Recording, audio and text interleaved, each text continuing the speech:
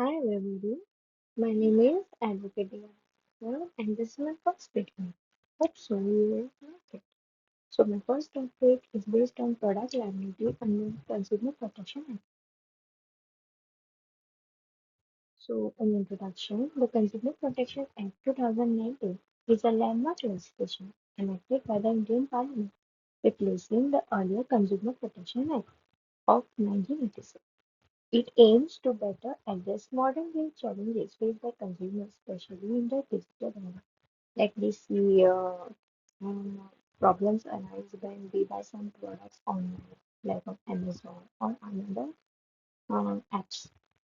So the new act came into effect on 20th July 2020.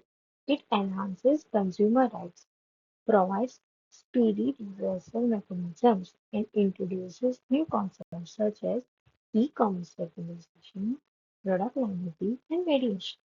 So, Consumer Protection Act aims to provide a faster and most efficient redressal mechanism for consumer complaints by introducing consumer dispute redressal commissions at district, state, and national level.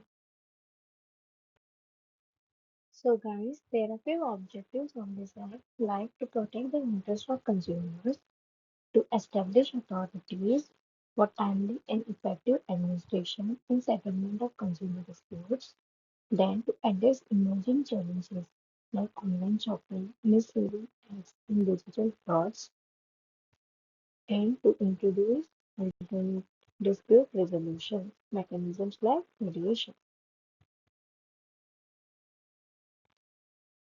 Then we will go to the next slide. So here we will look at the various rights of the consumer, like the right to safety, which means the protection from dangerous goods and services, right to information, which provide accurate details on quality and quantity, price, etc. relating to that product. Then we have right to choice, like the consumers can choose varieties of goods which they want to buy. Then we have right to be heard. Consumers' interests will be considered in the appropriate forums. Like we can go to different forums if we find any good which is not in a good quality. Like we have district forum, national forums. Then right to redress, compensation against the unfair trade practices. So next we have the right to consumer education, which means awareness and knowledge about consumer. So guys, here we have the different consumer dispute redressal forums. Like at district level, we have district commission, which takes matter up to 50 lakhs. Then we have state commission at state level, which takes matter up to 50 lakhs to 2 crores. Then we have at national level, we have national commission, which takes all the matters above 2 crores. So guys, now we will come to the main topic, that is product liability under Consumer Protection Act 2000. So what do you mean by product liability? So I have given a short answer, which is easy for you all to understand. So the term the product liability refers to the legal responsibility of the manufacturer. Manufacturer is a person who makes the product. Second is the seller. Seller is the person who sells the product, and the service provider. The service provider is a person who provides us services related to the product. So the definition says that the product liability refers to the legal responsibility of the manufacturer, the seller, or the service provider for the harm caused by the defective or the faulty products. So if there is deficiency in their services, like they do not provide you with proper instruction, and even if they give you some defective or faulty products, then it is the duty of this all these three people, that is the manufacturer, the seller, and the service provider, to compensate the person. That is the consequence. So now we will look at the definition of product liability under Consumer Protection Act. So product liability is defined under Section 2, Subclause 34 of the Consumer Protection Act. has the responsibility of a product manufacturer, product seller, or product service provider to compensate for any harm caused to a consumer due to the defective product sold or the deficiency in the services relating to the product which the consumer had purchased. So this is the very important definition. So when there is exam, then if you write this with with proper example, the way I explained, then you can get good marks. So the Act specifies that the claim for product liability can be made against the following persons, that is, the product manufacturer, the person who is responsible for manufacturing of the product. So the second is the product seller, any person who is involved in the sale of that product but is not the manufacturer, such as the retailer or a distributor. Then third is product service provider, the individual or entity responsible for maintaining, installing, or repairing the product. For example, when we buy AC, so when we buy AC, then there is one person who comes to the house or any offices to install the AC. So then it is that person is called as the product service provider. So that person has to tell us about how to use that AC, what are the features, what to not do when we are using AC. So when the service provider is also not giving us the accurate information relating to that proper product, how to use it, then also we can have him liable. So guys, here we will see the various grounds for product liability action. The first is defective product. So a product can be considered defective if it does not meet reasonable safety expectations or causes harm during its intended use. This could include manufacturing defects, design defects, or defects due to inadequate warnings or instructions. Sometimes the product does not provide us with the warnings or instructions about how to use the product. So when the harm is caused to the consumer by using that product, then they can even sue the manufacturer because they have not provided them with the adequate instruction.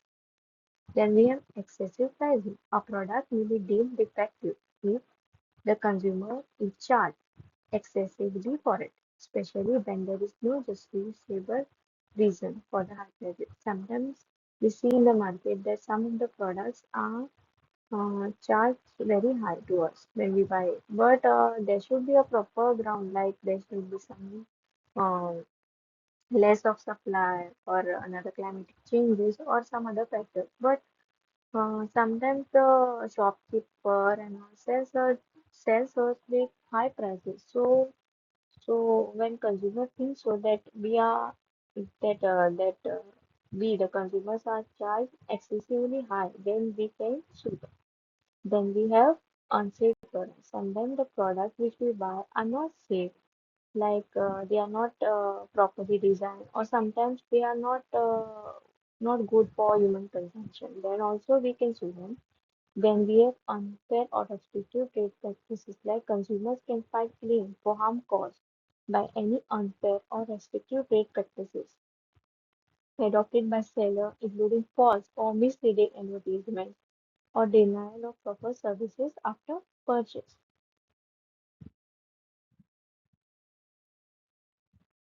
So now we will look at the state liability on manufacture, which is dealt by under section 84 of the Act. So one of the most significant features of Consumer Protection Act is the imposition of strict liability on manufacturers. A manufacturer can be held liable for harm caused by defective products, even if they were not negligent.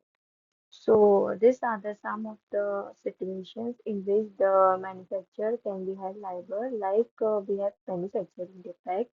If the product deviates from its intended design on specifications, causing it to be unsafe. Second, we have design defect when the product design is not in a proper condition, like it is dangerous or defective, leading to the harm to the consumers. Even if there is some deviation, if the product which is shown in the advertisement is different than the product which is shown to us in reality, then we have lack of adequate warnings. Like if the manufacturer fails to provide us with sufficient instructions or warnings about the potential danger associated with the use of the product, and even if they have not provided us with the proper warranty of the product. So we will look at the liability of the product service provider, which is dealt under Section 85 of the Act. So a product service provider is a person who provides us with services, like it can be a car workshop that services our vehicles, or even a technician who installs a gas pipelines, a person who installs ACs, etc. So we will look at when they can be held liable, in which conditions. So the first is when the service rendered was faulty, imperfect, deficient, or inadequate in quality or manner as measured against applicable law or contract or reasonable standards. Then we have there was an act of omission, commission, or negligence, or a conscious withholding of information that caused harm. Then we have the service which was provided was failed to issue adequate instructions or warnings to prevent them, or even the service did not conform to an express warranty or the terms of the contract under which it was provided. So these are the all conditions in which the service provider can be held liable. So now we will look at the liability of a product seller, which is under Section 86 of the Act. So a product seller who is not also a manufacturer carries a more limited but clearly defined liability. You all know now who is a product seller. So a product seller may be anyone like who sells the products in shops, even if they sell the products online via digital platforms, etc. So the product seller can be held liable if the seller exercises substantial control over the designing, testing, manufacturing, packaging, or labeling of the product, even if the seller has altered or modified the product, and that alteration was the substantial factor in causing the harm to that consumer. If the seller has made an independent express warranty about the product and the product failed to conform to that warranty, even if the product was sold by the seller, but the manufacturer's identity is unknown. Sometimes some of the products are sold in the market in which they do not provide us with the sellers or the sellers with the manufacturer's proper identity. So in this case, even the seller can be held liable. Another is the sell if the seller failed to exercise reasonable care in assembling, inspecting, or maintaining the product, or failed to pass on the manufacturer's warnings to or instruction to the consumer. Even when they are selling the product, it is the duty of the shopkeeper to instruct the consumer about how to use their product. Even if they are not giving them instructions about it, they can be held liable. So here are the some conditions in which we cannot sue the service provider, the manufacturer, even the seller for the product liability, like when we misuse or change or modify the product after it is purchased and some harm is caused to the consumers, then we cannot sue them. Even when the product was purchased for for workplace use, and if we use it, then also we cannot sue them. Even if the product was sold as a part to be used in another product, and the manufacturer gave warnings to the buyer about it, but still the buyer had used it in some another product, even when even when there are some of the products which should be only used by the some of the professional or expert persons like the doctors, engineers, etc. And if the normal individual like a consumer uses that product and some harm is caused, then also they cannot help the manufacturer or the service provider liable, even under if the consumer is under intoxication, if the person using the product was under the influence of alcohol or drugs which were not prescribed by the doctor, then also they can be not held liable even if the danger is obvious that something which is commonly known like the fire is hot, knives are sharp, etc. And the manufacturer has not warned about it. Like some of the dangers we are known to it, which I have mentioned here. So if something from this happens, all this which I have now spoken, then we cannot hold them liable.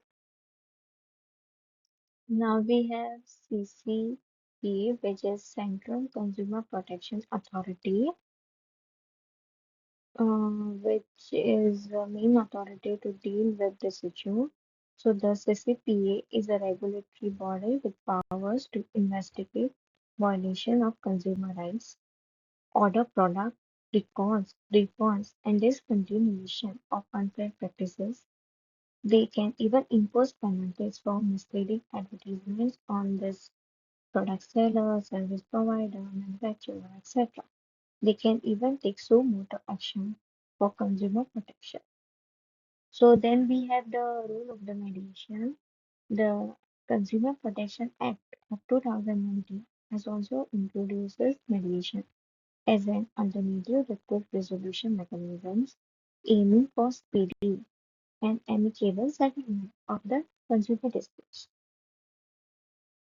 Now we will see that when we are filing for a product liability action, the consumer must show or demonstrate that there was harm was caused when they used that product.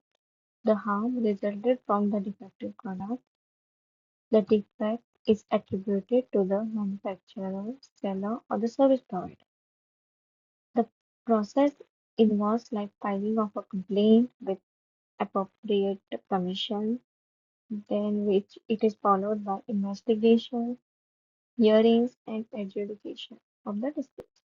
Some of the remedies the Commission can order, like removal of defects, replacement of the product, refund of the purchase price with interest, compensation for harm, including punitive damages, discontinuation of unfair trade practices, withdrawal of hazardous goods, correction of advertisements, etc. Now we will look at the various cases which you all can write for exam. So here I have provided you all with some of the cases in very short form, which you all can write and even remember it very well. So the first case is Indian Oil Corporation Limited versus Amritsar Gas Service. So in this case, the Indian Oil Corporation was held liable for defective gas cylinders that led to an explosion, resulting in injury and loss of life. So the second case is MS Lakshman Singh versus UP राज्य कृषि उत्पादन मंडी परिषद AIR 1996. So the case involved a consumer who was injured by faulty machinery that was sold as a product for agricultural use. So the machinery malfunctioned, causing harm to the consumer. The court held that the seller could be held liable under the principle of strict product liability, meaning that even without providing negligence, the seller was responsible for the defective. So next case is Rajendra Khare versus National Insurance Company Limited, which is of 2003. The case involved a consumer who suffered injuries due to a defective motor vehicle. The consumer sought compensation from the manufacturer and the insurance company. So this case established that consumer can claim damages from both, that is the manufacturer and insurance companies for injuries caused by defective products, especially in cases of negligence. So the next case is Sushila Devi versus Haryana State Cooperative Supply and Marketing Federation Limited. So this case dealt with faulty products sold by cooperative society, which resulted in an injury to the consumer. So the court reaffirmed that manufacturers and sellers are responsible for ensuring that products meet safety standards and are free from defects that may cause harm to the consumers.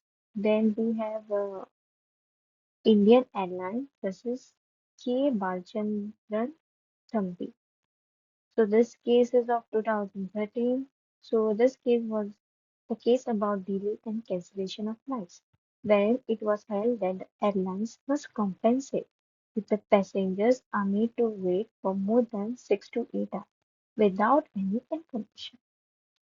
Next is an important case, which is Johnson and Johnson hip implant case, which is of 2008. So it is one of the most prominent product liability cases in India, which involves Johnson and Johnson PVT Private Limited for its faulty hip implants. Patients who received the defective implant experienced severe health issues, leading to a government aid investigation and compensation scheme. So this is very important case. So for exam, you have to write it. Then we have two international case laws, which is very important in exam perspective, which is Longview versus Stevenson. So in this case, Mr. Longview fell ill after consumption of ginger beer that contained the remains of decomposed cream. So she successfully sued the manufacturer, although she had not brought the drink herself. So this landmark case established the modern concept of negligence, laying down the general principles wherein a manufacturer owes duty of care to the consumer. Then we have the famous McDonald's case of 1995, in which the consumer, which is Stella Libet, suffered third-degree burn from hot coffee purchased from McDonald's. So in this case also she was provided with some of the compensation. So this case is very important, and set an example of product liability concerning the temperature at which the food and uh, beverages are to be served. So at conclusion, I would like to say that the Consumer Protection Act of 2019 has introduced a comprehensive framework for product liability in India, offering consumers enhanced protection against defective products and deficient services. So, the Act's provision for strict liability, centralized redressal mechanism, and the role of the Central Consumer Protection Authority, that is CCPA, have modernized consumer rights in India. So, the consumer can appeal to the State Commission if they are dissatisfied with a district commission ruling, and if even if they are not happy with the district commission's ruling, then they can go to national commission. Thank you. Hope so you all have watched my full video, and do like, comment, share and subscribe my channel. Thank you.